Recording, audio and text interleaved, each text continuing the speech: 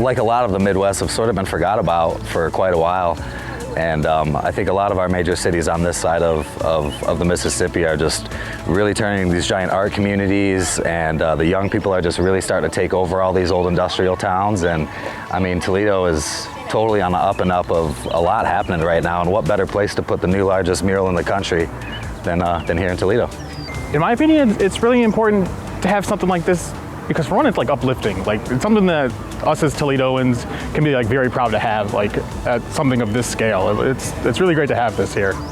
I think that when it's all said and done, to be part of something, whether someone supersedes it later on in life, but to know that at one point this was the largest mural, kind of like definitely in this area in the world, or in the nation by itself, is pretty remarkable. Up until about 5 o'clock this morning, it still was like, is this happening? Do we finally get to do this? So I feel absolutely amazing today. This is a great day. So yeah, I couldn't be more excited to finally get started. This all started on an airplane ride a couple of years ago after another project that I was working on with some of the people involved. And it just was sort of a pipeline dream for the last couple of years that slowly just snowballed into this amazing project that's actually here in the works now.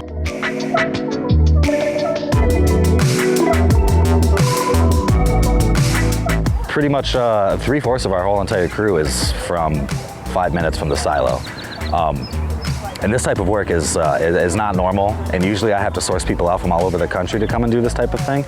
So I was not anticipating to be able to hire so many locals, and but I ended up finding like the raddest crew of people here. I seen the beauty of it. I seen the opportunity. I think that the massness of it. I mean, there's nothing like taking a challenge like this on. But I mean, it scared me, and then I jumped towards it like a moth to a flame.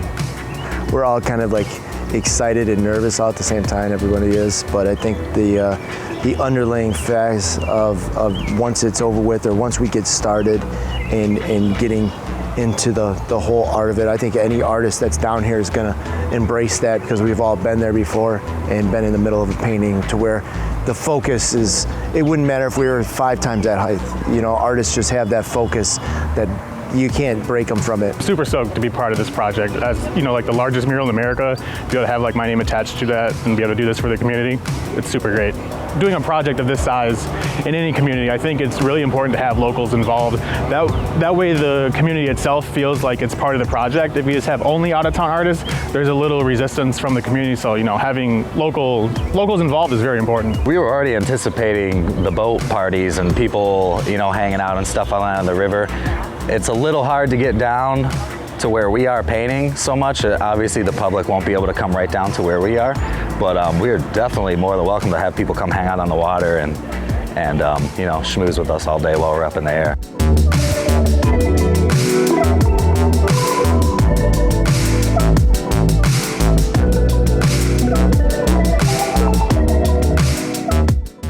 So everything starts off at just regular small scale, and then from there we just it's all math. So we scale the original design up to the size of the silos, and then so it'd be basically like just as an example, like a inch to inch would equal 10 feet to 10 feet up on the wall. And we kind of grid out our areas, and then we have these little cheat maps, and we just plug in your squares of where your design goes there, and then come back and fill the colors in from there. So I mean, it sounds simple, but once you get up to this size, everything becomes a human blur. So I mean, it's not like you can step back and look at what you're painting either. So you got to really trust your prep work before you get up there, and your gridding process and stuff before you start laying paint down. The idea to bend to show this river right here, it's such a good combination between the casino, the ballpark. I mean, heck, we can bring this down to Perrysburg. We could, I think that also maybe this will introduce, across the street, Anderson's to paint theirs.